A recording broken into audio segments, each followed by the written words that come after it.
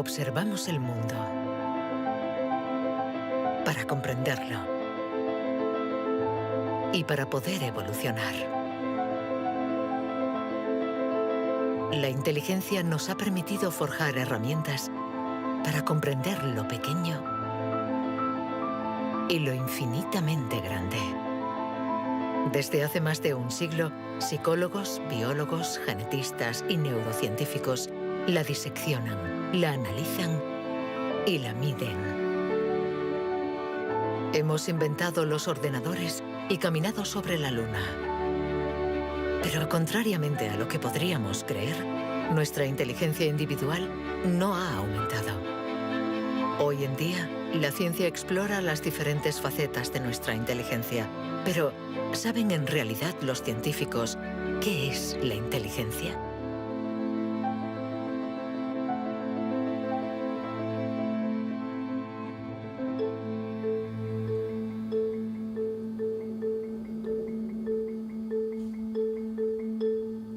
Inteligencia es relacionar. Unir elementos diferentes para hallar soluciones. Para entenderla, hay que conseguir dividirla y aislar todos sus componentes. Los investigadores estudian sus diferentes facetas.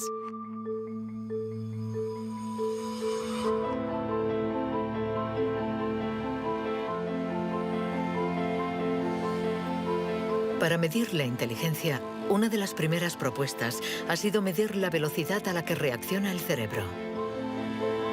Este es el método que el profesor Ten Iannuis ha utilizado. Él ha comparado nuestro tiempo de reacción con el de nuestros ancestros. Y los resultados de su estudio no nos favorecen.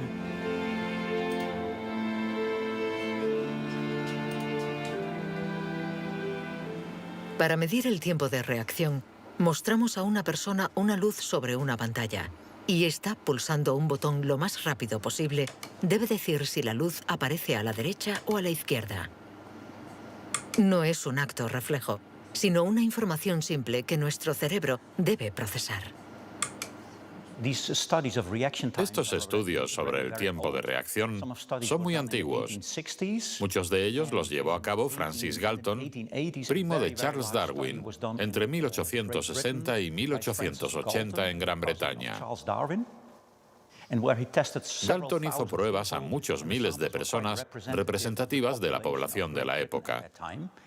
La gente tenía entonces un tiempo de reacción muy rápido. Nosotros hemos buscado estudios comparables que hubieran sido hechos durante los últimos 120 años y hemos encontrado unos 15. Al compararlos, hemos podido comprobar que durante los últimos 150 años la gente se ha hecho cada vez más y más lenta. Para el profesor Ten Iannuis, inteligencia es velocidad. Y nuestro cerebro invierte como media 50 milisegundos más que el de nuestros bisabuelos a la hora de procesar una información simple. 50 milisegundos más puede sonar como un algo ridículamente breve. Pero si pensamos en las miles y miles de decisiones que debemos tomar cada día, y somos un poco más lentos en cada decisión, esto puede tener consecuencias muy, muy importantes.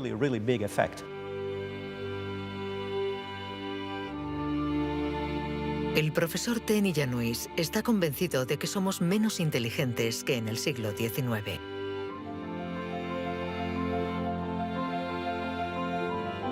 Y la prueba está en la increíble capacidad de invención de este periodo, marcado por una explosión de las innovaciones, de la creatividad, de las ideas. En el siglo XIX hubo muchas innovaciones fantásticas. Hay estudios que muestran que el número de inventos por habitante era 4 veces mayor que hoy en día.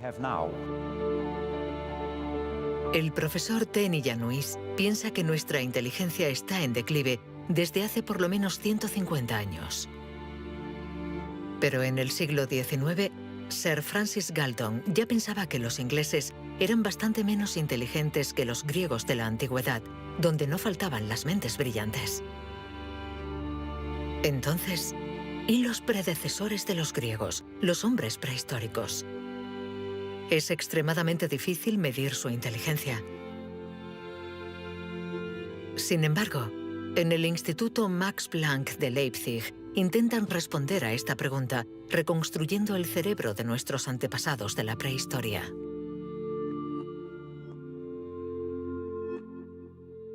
La paleoneurología es una ciencia muy frustrante, porque su objeto de estudio es casi inexistente. No hay cerebros fósiles. Lo que sí tenemos es la caja que contenía este cerebro.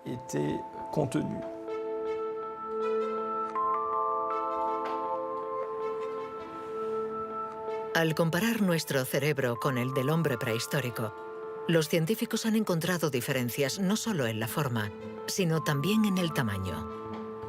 Algunos de estos individuos tenían un cerebro más grande que el nuestro. Sabiendo que todo lo que somos, todo lo que pensamos, nuestros recuerdos, la personalidad, las emociones, el lenguaje, todo depende de este órgano, entonces, ¿es que la inteligencia está relacionada con el tamaño? Sería absurdo pensar que no hay relación entre el tamaño del cerebro y la complejidad de los comportamientos, es decir, la inteligencia. Esto lo vemos en el reino animal. Los animales llamados más inteligentes, en particular los cetáceos y algunos tipos de delfines, por ejemplo, tienen cerebros muy grandes, con un gran número de neuronas. Por lo tanto, encontramos en ellos algo que también encontramos en los grandes primates y en el hombre.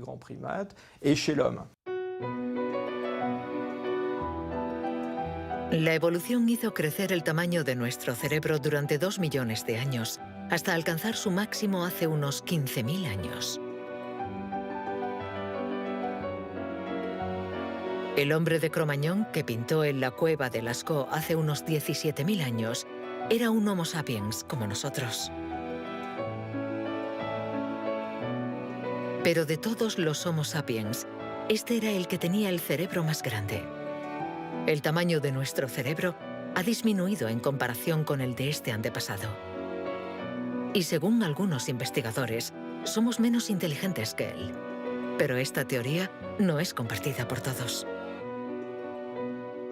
Yo no creo que haya una inteligencia que se pueda medir con una regla y decir que nuestro reciente antepasado era igual o más o menos inteligente. El hombre de Cro-Magnon tenía la inteligencia que necesitaba para sobrevivir en su mundo, pero no para trabajar en un banco.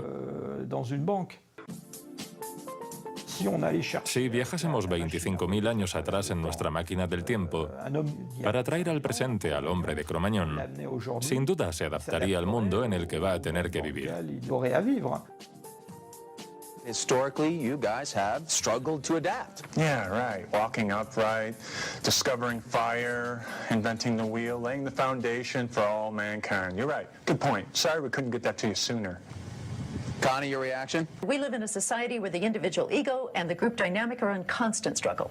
Response? Yeah, I have a response. What? ¿Más inteligente? ¿Menos inteligente? Cuando intentamos medir la inteligencia, todo se complica. Y sin embargo, lo hacemos continuamente. En las universidades del mundo entero se enseña qué es la inteligencia. Y todos nosotros, sin ser especialistas, la medimos cada día. Todos medimos la inteligencia. Si es usted soltero y va a un bar y conoce a alguien, lo más importante después del físico es la inteligencia. Medimos la inteligencia de la gente siempre. Si hablamos sobre un concepto difícil o hacemos algo que desconocen, ¿cuánto tardan en entenderlo? Medir la inteligencia analizando las respuestas. Evaluando la pertinencia de las acciones. Comparando a los individuos. Un método que dio lugar a la única herramienta de la que disponemos para medir la inteligencia. El cociente intelectual, inventado por Alfred Binet a principios del siglo XX.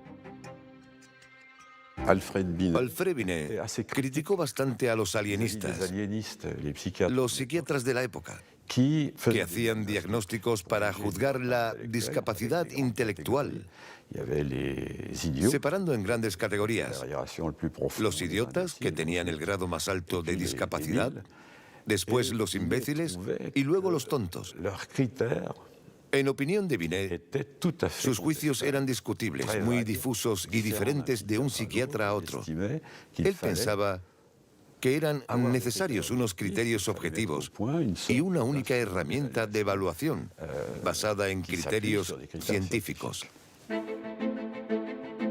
En 1905, el Ministerio de Educación francés pidió a Binet que encontrara la manera de detectar a los niños con dificultades escolares. Él no tenía ninguna teoría sobre la inteligencia, pero observando a sus hijas, pensó que podría hacer una evaluación a partir del razonamiento, la capacidad de comprensión y la memoria. Lo que finalmente intentó hacer fue encontrar para cada grupo de edad los problemas característicos de ese grupo. Por ejemplo, les enseñaba una foto y les preguntaba qué representaba. Señaló que los niños de 3 años enumeraban lo que había en la imagen. Hay un señor, una señora, un banco, un árbol. Los de 7 u 8 años describían la imagen. Hay un señor y una señora sentados en un banco. Y por último, los de 12 años interpretaban la imagen. ¿Están tristes? ¿O bien el señor está enfermo? Y cosas así. Así, Binet desarrolló junto a Théodore Simon el primer test de inteligencia. Había nacido el clásico test de la edad mental. Es la relación entre la edad mental dada por el resultado del test y la edad real de la persona. La cifra se multiplica por 100 para obtener el cociente intelectual. Si un niño de 10 años resuelve las pruebas de uno de 12, será un niño adelantado y tendrá un cociente de 120. La idea era relacionar el rendimiento de un individuo con el de otros individuos comparables, es decir, los que están exactamente en la misma categoría de edad, la misma cultura, etc. Y, obviamente, partiendo de una serie de puntuaciones en la prueba para una edad determinada. El cociente intelectual es la posición de un individuo comparado con el rendimiento de otros que son como él o ella, es decir, de la misma edad. Le damos al cociente intelectual un poder exagerado, porque pretende medir una cualidad tan particular como la inteligencia. Es difícil resistirse a la tentación de medirse, de compararse. Lo que sí es un poco ridículo es lo que nos encontramos actualmente en Internet, como las páginas web que calculan nuestro cociente intelectual. La gente hace el test, se encuentra con una cifra y la interpreta. Y si, por ejemplo, esta cifra no es buena, pensamos que no somos inteligentes. Es absolutamente catastrófico. El 2. Es ridículo pensar que una cifra defina a una persona. El 4. El 3. Solo un psicólogo hará un test fiable del cociente intelectual. El 2. Ya que debemos saber cómo interpretarlo en relación con el pasado del individuo, su presente El 2 y el 3. y su personalidad. Este cociente mide la inteligencia. Compara a las personas. Pero ¿nos permite saber si nuestra inteligencia ha evolucionado desde que Binet lo inventó hace más de un siglo? ¿Obtenemos mejores resultados en el test hoy? En Nueva Zelanda es donde por primera vez han respondido a esta pregunta. Allí, James Flynn ha hecho un descubrimiento sorprendente que los científicos de todo el mundo han bautizado como el efecto Flynn.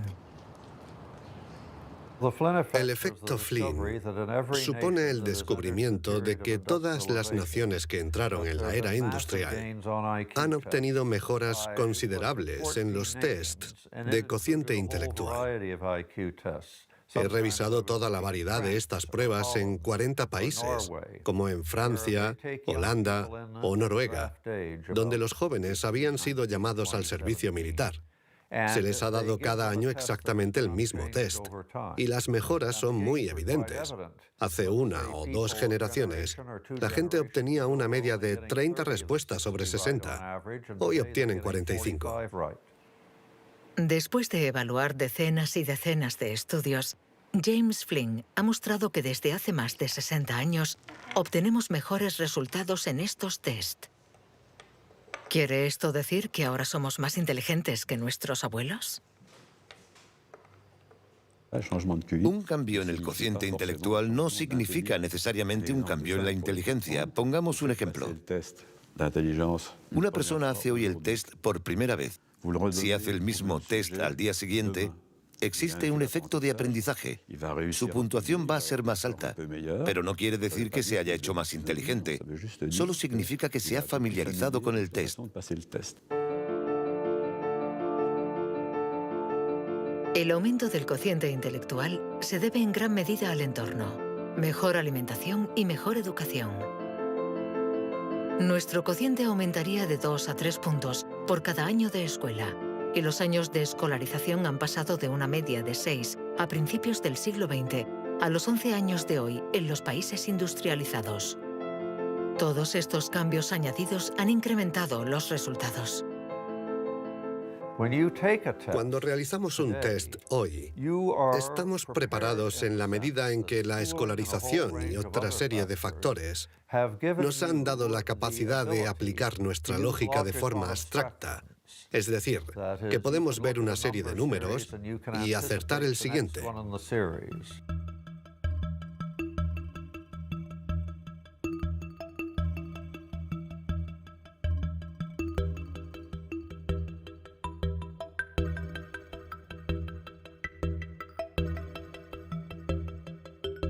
En cuanto a la inteligencia, no hay que fiarse de las apariencias. Tener mejores resultados en estos test no implica que seamos más inteligentes. Se trata solamente de que estamos mejor preparados para pasar el test. Nuestra inteligencia es como un músculo que entrenamos para obtener de él todo su potencial, y con el entrenamiento podemos alcanzar nuestros límites. Las cifras lo demuestran. Tras decenios de mejora, los resultados de los test han llegado al tope. Incluso están empeorando en países como Inglaterra, Dinamarca o Noruega. El aumento del cociente intelectual es un fenómeno que ha durado un siglo, pero todos los países terminarán por llegar al tope de este incremento. Sospecho que la educación formal ha abusado de la capacidad de manipular los conceptos abstractos y, a menos que se produzca una revolución de la pedagogía, los beneficios que ha producido la escuela van a tocar techo, ya que hoy en día casi todo el mundo está escolarizado.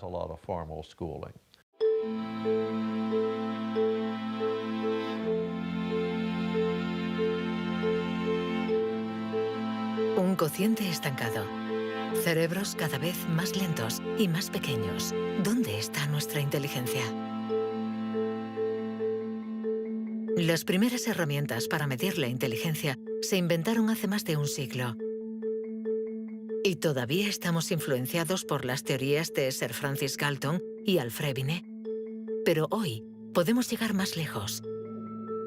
En lugar de medir lo que la inteligencia produce, pongamos nuestra atención en el órgano que produce la inteligencia.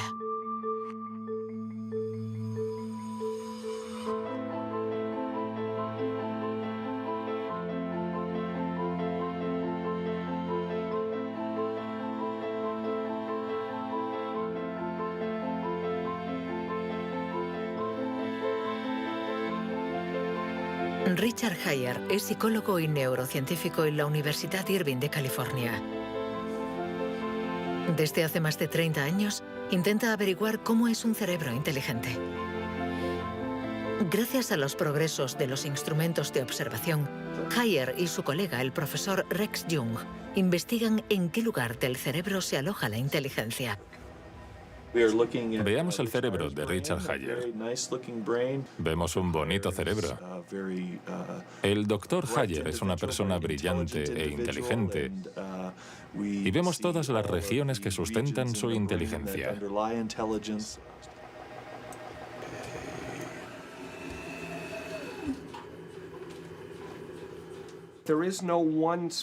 No existe ninguna zona en el cerebro a la que podamos llamar centro de inteligencia. Se pensaba que había un centro de inteligencia en la parte frontal, pero las investigaciones han demostrado que cuando resolvemos problemas de inteligencia en el interior de un escáner, la comunicación bidireccional entre la parte frontal y la parte posterior es muy importante mientras efectuamos la operación. El profesor Hayer es uno de los pioneros en la utilización de modernas técnicas de neuroimagen. Su primer estudio data de 1988.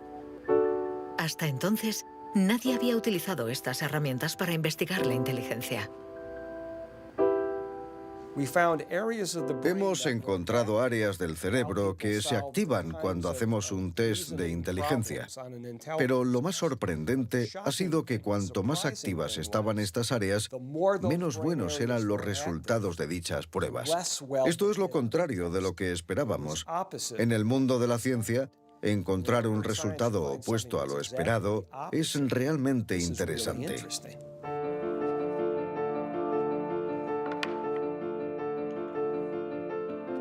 Un cerebro inteligente no es un cerebro que funciona más, sino todo lo contrario. Es un cerebro que funciona menos. Esto es lo que llamamos neuroeficacia. Ser inteligente consiste en resolver un problema con el mínimo esfuerzo.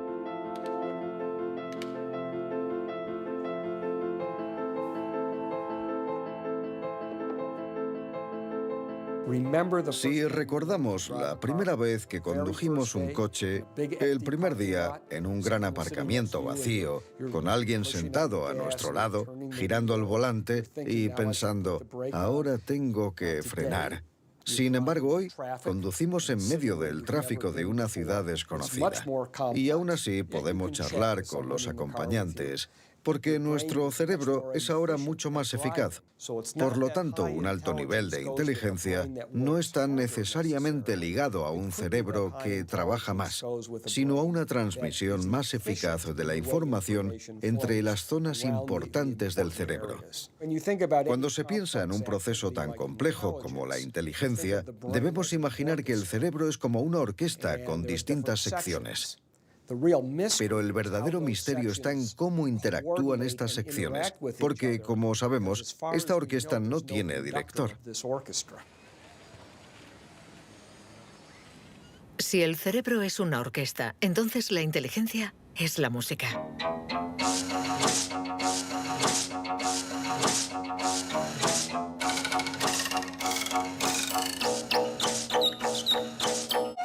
Cuando empezamos a interpretar la partitura, nunca sabemos cómo van a tocar juntos los músicos.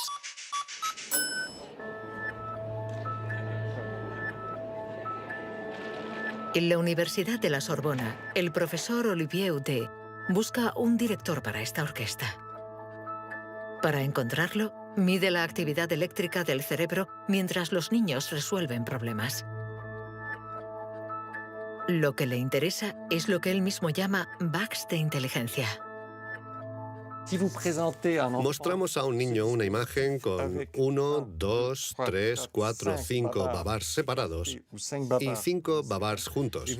Y le preguntamos si hay el mismo número de babars en la parte de arriba y en la de abajo. Hasta los 7 u 8 años, todos los niños del mundo responderían, hay más arriba, porque la imagen es más larga.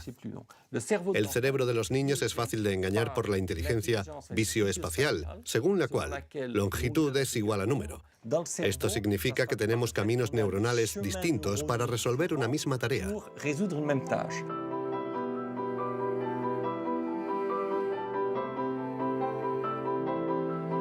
Contar o medir. Hay muchas soluciones para un mismo problema, y nuestro cerebro está continuamente luchando para inhibir las estrategias negativas. Lo que queremos mostrar, y esta es la originalidad de nuestro laboratorio, es que la inhibición es sin duda el proceso clave y positivo de la inteligencia, porque nos permite resistirnos a nosotros mismos. Resistirnos a nosotros mismos es aprender a controlar las interferencias que perturban a nuestra inteligencia. El test de Stroop es uno de los métodos de observación de estas interferencias. Consiste en decir el color de una palabra sin leerla. Azul, amarillo, rojo, amarillo, verde. ¿Rojo, verde? ¿Verde? ¿Rojo? verde, amarillo, Amarillo, rojo. amarillo, amarillo, rojo. Amarillo, rojo, Amarillo, amarillo. Rojo, verde, rojo, amarillo, azul, verde.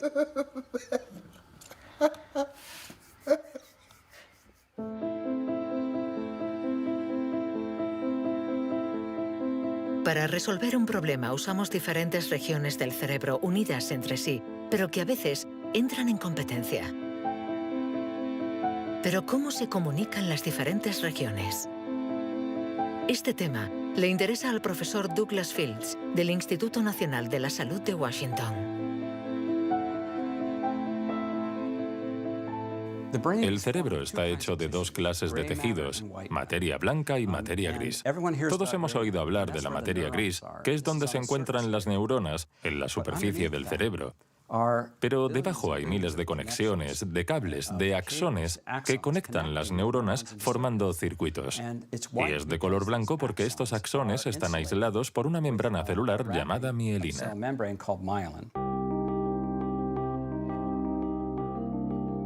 La mielina envuelve los axones y permite que la información circule de forma rápida y eficaz en el cerebro.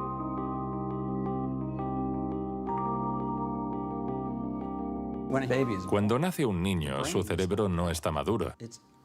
Sus funciones son mínimas. Un bebé no puede hacer casi nada. No puede alimentarse, su visión es muy limitada, no puede andar ni sujetar su cabeza. Esto se debe a que nuestro cerebro está siendo permanentemente moldeado por el entorno. Y una de las cosas más interesantes respecto a la mielina es que se forma después de nacer. La mielina es esencial para que la información circule de forma eficaz por el cerebro. Es esencial para nuestra inteligencia. Pero en la actualidad, la formación de la mielina está alterada. Barbara Demnex, endocrinóloga del Museo de Historia Natural de París, estudia cómo nuestra inteligencia está amenazada por uno de los azotes del siglo XXI. La contaminación. En cualquier parte del mundo donde vivas, estarás expuesto a ciertas sustancias químicas que interfieren en el funcionamiento de la hormona tiroidea. Esta es la hormona producida por la glándula tiroides que está en la base del cuello. Es necesaria para el desarrollo del cerebro desde las primeras etapas del feto hasta una edad más avanzada como la mía, para asegurar el mantenimiento de las funciones mentales, incluida la mielinización. La Autoridad Europea de Seguridad Alimentaria ha analizado 297 pesticidas. Entre ellos, más de 100 afectan al funcionamiento de la hormona tiroidea, como el bisfenol A, el PCB y los productos ignífugos. Productos químicos con los que estamos en contacto a diario. El equipo de Barbara Demnex ha demostrado que estos productos bloquean los receptores específicos de la hormona tiroidea de cada una de las células cerebrales y los efectos son considerables. Hay una evidencia sólida. Los científicos hemos observado los niveles de exposición en las madres. Se han comparado diferentes niveles de exposición y hemos visto que los niveles más elevados estaban asociados a una pérdida de 5 a 6 puntos de cociente intelectual en sus hijos. Cierto es que la mayoría de nosotros no percibimos la diferencia, pero es evidente que 5 puntos menos de cociente intelectual pueden suponer una gran diferencia en cuanto al éxito escolar o al éxito en la vida. Y saberlo puede ser muy preocupante para los padres.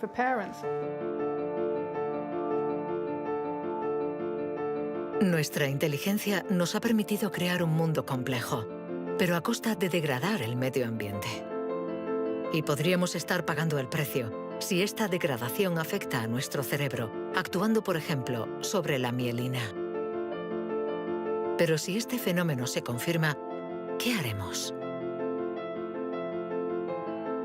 Durante más de un siglo, hemos pensado que los procesos mentales se debían solo a la actividad eléctrica de las neuronas. Pero hoy, los neurólogos han comenzado a explorar nuevos campos. Tan solo el 15% de las células del cerebro son neuronas. El resto, el 85%, no se comunican mediante impulsos eléctricos. Las llamamos glía. Nuevos métodos nos han permitido ver, para nuestra sorpresa, que las células gliales se comunican entre ellas y con las neuronas sin electricidad. Esto es un punto de partida fascinante, porque supone un cambio fundamental de conceptos respecto al funcionamiento del cerebro a nivel celular. Células gliales. Células mucho más numerosas que las neuronas y que forman su entorno. Algunas fabrican la mielina. Otras alimentan a las neuronas y las protegen. Estas se denominan astrocitos. Y un descubrimiento inesperado indica que los astrocitos juegan un papel en la inteligencia. Todo comenzó con un genio. En abril de 1955, en el Hospital Princeton de New Jersey, el patólogo Thomas Harvey dirigió la autopsia de Albert Einstein. El 18 de abril, a las 8 de la mañana, decidió robar el cerebro del hombre considerado como la encarnación del genio. Pretendía examinar este preciado órgano para encontrar el secreto de la inteligencia. Después de esconderlo en su casa durante 27 años, autorizó a otros científicos a examinarlo. Estos descubrieron en el cerebro de Einstein lo que podría ser el secreto de su inteligencia. El cerebro de Albert Einstein fue examinado para ver qué era lo que lo hacía más inteligente, y no pudieron encontrar ninguna diferencia en el número de neuronas ni en el tamaño. No había nada, excepto que su cerebro tenía más astrocitos. Esto llamó la atención de mucha gente sobre el papel de los astrocitos en la inteligencia. Los astrocitos. Células gliales identificadas hace más de un siglo. Aunque en los últimos años, los científicos han comprendido que su función no era mucho más compleja de lo que imaginaban. Los astrocitos sirven para muchas cosas. Controlan la sinapsis, controlan el flujo sanguíneo en el cerebro, alimentan a las neuronas, reaccionan a las heridas. Todas estas cosas estaban consideradas como tareas menores que los astrocitos hacían en el cerebro, y no habían sido tomadas muy en serio hasta que se dieron cuenta de lo determinantes que son los astrocitos para las neuronas. Un astrocito humano controla cientos de neuronas, muchas más que, por ejemplo, un astrocito de ratón. Basándose en esta observación, un equipo de la Universidad de Rochester ha realizado un experimento fascinante. Para entender mejor la inteligencia humana, han decidido cruzar la barrera de la especie y han trasplantado astrocitos humanos en el cerebro de un ratón.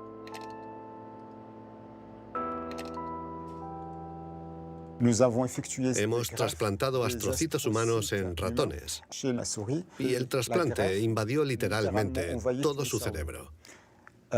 Cuando lo revisamos un mes después, pudimos ver que allí donde habíamos realizado el injerto, este ocupaba un lugar discreto. Un año más tarde, todo el cerebro se había injertado a sí mismo. Todas sus células habían sido literalmente reemplazadas por células humanas. Y nos dimos cuenta de que estos ratones tenían más memoria y más capacidad de aprendizaje que los no injertados. Para comprobar las capacidades de los ratones con el cerebro modificado, los metieron en un laberinto. ¿Resultado? Los injertados encontraron la salida 2 veces más rápido que los no injertados. Este experimento no deja lugar a dudas. Los astrocitos favorecen la memoria y el aprendizaje. Juegan un papel clave en nuestra inteligencia.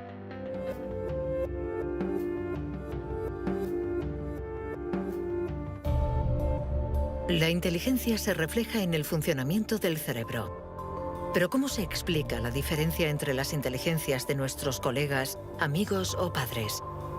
¿Es que tienen más materia blanca, menos astrocitos o sus neuronas son más rápidas?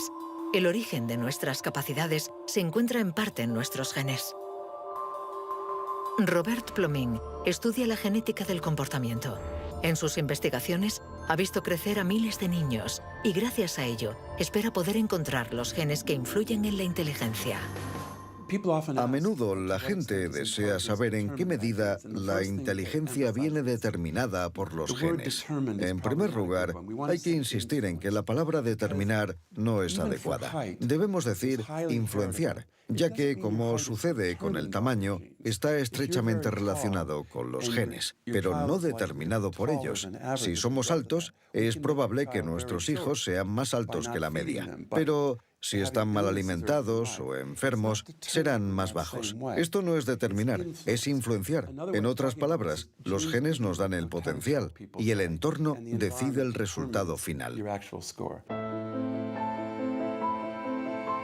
Para entender las relaciones complejas entre genes e inteligencia, Robert Plomin ha realizado miles de test en gemelos. Los gemelos idénticos tienen la particularidad de ser clones, tienen exactamente los mismos genes. Son completamente idénticos. Mismo pelo, mismos ojos, pero ¿tienen los mismos resultados en los test de inteligencia? La respuesta es sí. Sus resultados se parecen mucho más que los de otros hermanos. Esta es la prueba de que, sin ser completamente determinantes, los genes sí juegan un papel crucial.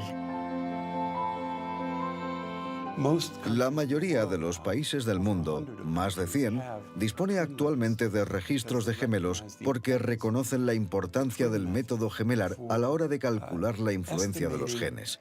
La siguiente etapa de nuestras investigaciones consiste en encontrar los genes responsables de la inteligencia. Para esto, Robert Plomin ha utilizado chips de ADN capaces de detectar más de 1 millón de marcadores genéticos. Comparando el ADN de los que tenían buenos resultados en los test, Plomin quería saber si ciertos genes se dan con más frecuencia. Pero la identificación precisa de estos genes es mucho más complicada de lo que esperaba.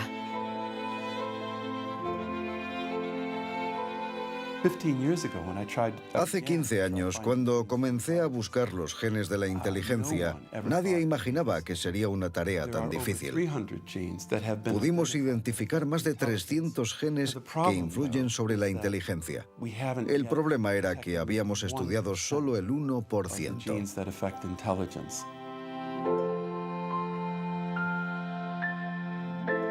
La inteligencia está influenciada por la interacción de muchos miles de genes que conforman una red increíblemente compleja. Además, producen efectos distintos en función de la región del cerebro donde actúen. Antes pensábamos que el cerebro funcionaba por áreas. Esta área controla el lenguaje, esta hace otra cosa. El cuerpo calloso comunica los hemisferios. Hoy nos hemos dado cuenta de que esto era ficción y que el cerebro actúa de forma más global. Desde un punto de vista genético, se ve más claro todavía, ya que la mayoría de los genes que actúan sobre el cerebro actúan sobre muchas regiones del cerebro. Paso a paso vamos entendiendo nuestra inteligencia. Los científicos afinan las herramientas para medirla, pero la cuestión es cómo las vamos a utilizar.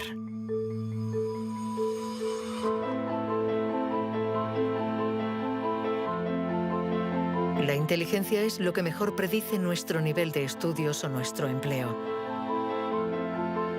Por lo tanto, hablar de la inteligencia es delicado, ya que tendemos a valorar, clasificar y jerarquizar, con el riesgo a equivocarnos que conlleva. El error de razonamiento está en considerar que la inteligencia puede ser esencialmente hereditaria. Y esto nos ha llevado a divagaciones, en mi opinión, total y absolutamente ridículas. Por ejemplo, en 1924, creo, se votó en Estados Unidos una ley que restringía la inmigración mediante cupos, porque en los test daban resultados menos buenos. Y se suponía que los inmigrantes eran hereditariamente menos inteligentes. Se limitó, pues, su entrada al país para evitar un descenso en la media. Como sabemos, entraban por la isla de Ellis, frente a Nueva York, donde muchos de ellos eran devueltos, sobre todo aquellos que se anticiparon al auge del nazismo. Pienso especialmente en los judíos de Europa del Este que fueron expulsados por razones absolutamente estúpidas. Durante mucho tiempo, creímos que nuestro origen era determinante y que nuestra herencia controlaba nuestras vidas. Después, por suerte, la ciencia ha abandonado esta visión determinista. Pero la inteligencia es algo especial. Un tema tan sensible que los pasos en falso han marcado su historia. William Shockley, físico visionario y premio Nobel por su descubrimiento del transistor, resultó menos brillante en sus estudios sobre la inteligencia. Dr. Shockley, if you could answer it yes or no, I would appreciate it. Do you believe that black people are inferior in intelligence because of their heredity? What I say is this. My research leads me, and it's a tragic conclusion, really, my research leads me inescapably to the opinion that the major cause of the American Negro's intellectual and social deficits is hereditary and racially genetic in origin, and thus not remediable to a major degree by practical improvements in environment. Then what do you see as the solution to the problem? I would propose that you would offer a bonus to everyone to be sterilized. The offer is based upon the best estimates, best scientific estimates that one can have of any genetically carried disabilities. 1974, prácticamente ayer. Una época nada lejana. Algunos utilizaban el cociente intelectual para justificar su racismo y excluir lo diferente.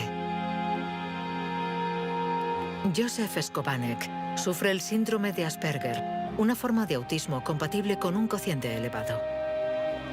Graduado en ciencias políticas, doctor en filosofía y escritor, con 6 años no hablaba una palabra. Hoy habla 7 idiomas, entre ellos el hebreo, el árabe, el persa y el azerí.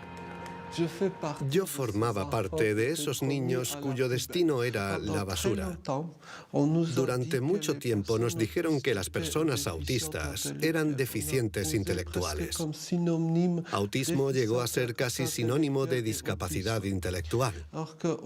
Sin embargo, hoy sabemos que esto no es así. Toda sociedad humana necesita una jerarquía, Necesita gente que marque la diferencia. Y tendemos a resumirlo todo bajo un criterio único. En Estados Unidos, la calidad humana y las jerarquías se definen por el cociente intelectual. En Francia puede ser cualquier concurso administrativo. En la China imperial eran los famosos exámenes del mandarín.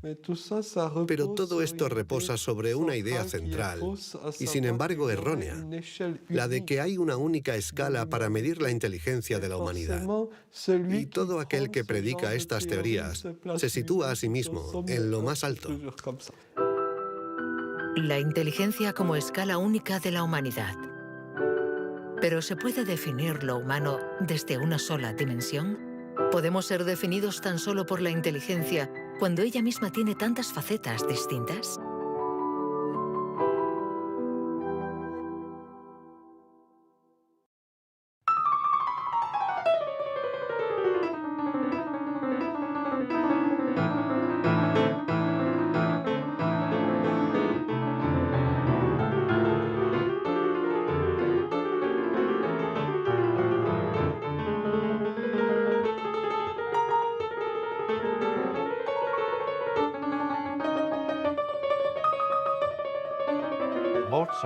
Nos han dicho siempre que Mozart podía tener en la mente una sinfonía entera.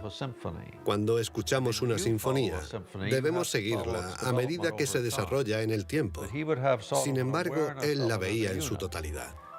Viene a ser la clase de complejidad mental de un matemático cuando tiene en mente 7 u 8 fórmulas y conoce todas las conexiones posibles entre ellas. Pero siempre podemos argumentar. ¿La inteligencia musical es inteligencia? No importa. Lo que importa es que existe y que aquellos que la poseen no tienen necesariamente un cociente intelectual elevado.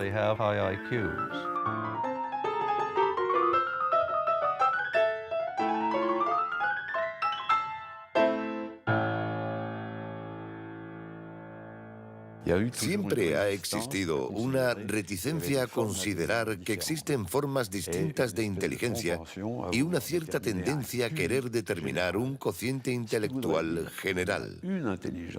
Una única escala de inteligencia donde podemos situarnos por encima o por debajo. Pero la realidad lo contradice. Existen numerosas formas de inteligencia y podemos tener un nivel muy alto en algunas de ellas y un bajo nivel en otras. Esta idea estaba en los primeros estudios sobre la inteligencia. Hoy, los científicos ya han aceptado que sea cual sea el método utilizado, no van a conseguir medir la inteligencia con una escala única.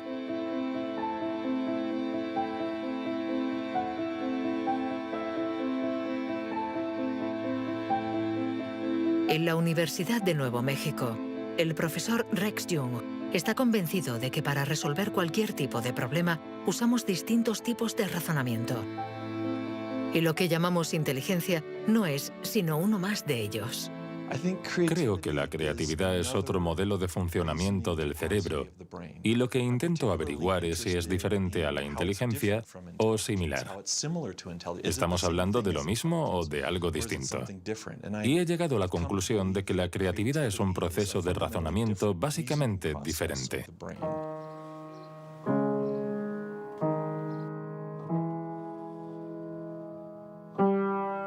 Leer una partitura es ser inteligente utilizando nuestros conocimientos.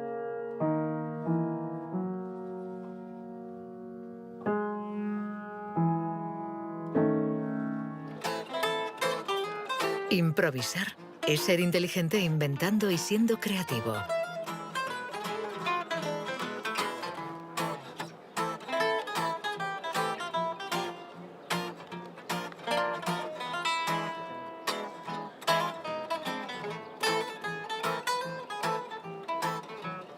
Un músico puede ser a la vez inteligente y creativo, un sujeto de estudio ideal.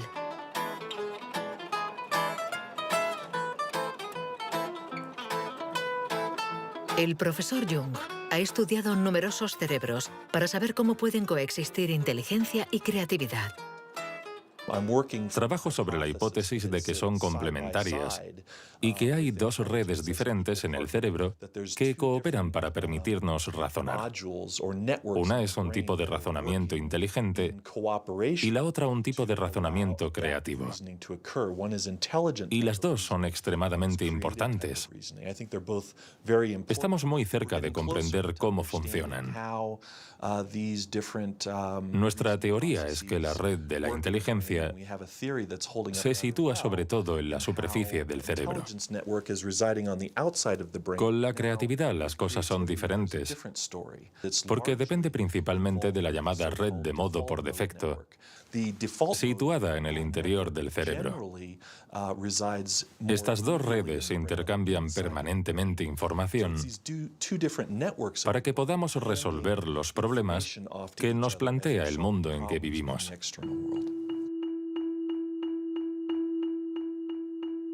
Todos hemos experimentado esa sensación de una idea que surge de no se sabe dónde con la fuerza de la evidencia. Lo que nos revelan los neurocientíficos es que la forma de razonamiento inventivo-creativo es una única forma de razonamiento. ¿Podemos ser inteligentes sin ser creativos? ¿O creativos sin ser inteligentes? ¿Esta cuestión tiene sentido? Para evolucionar de forma inteligente, ¿no necesitamos todos los recursos de nuestra mente? No podemos ser creativos, por ejemplo, en física, si solo tenemos formación en física. Para ser creativos en física, necesitamos estar educados en ese universo extraño y poder utilizar y reutilizar los mecanismos mentales que hemos aprendido en otros contextos. El problema de las investigaciones estériles es que se encierran en su burbuja y no dan ni reciben información. Por el contrario, las personas creativas son aquellas que importan ideas de un universo a otro.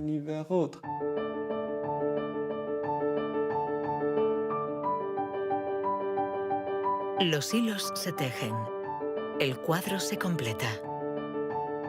Los científicos ensamblan poco a poco las diferentes piezas de nuestra inteligencia.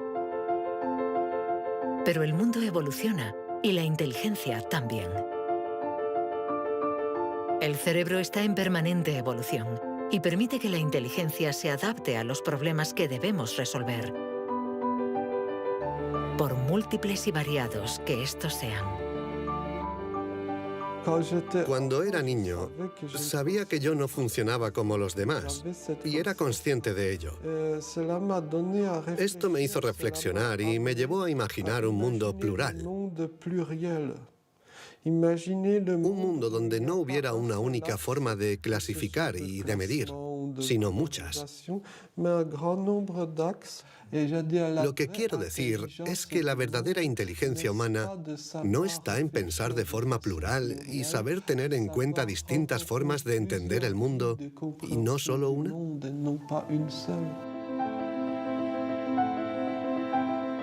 El papel de la ciencia no debe ser el de decir si somos más o menos inteligentes que nuestros vecinos o que nuestros antepasados, sino el de ayudarnos a entender cómo funciona nuestro cerebro.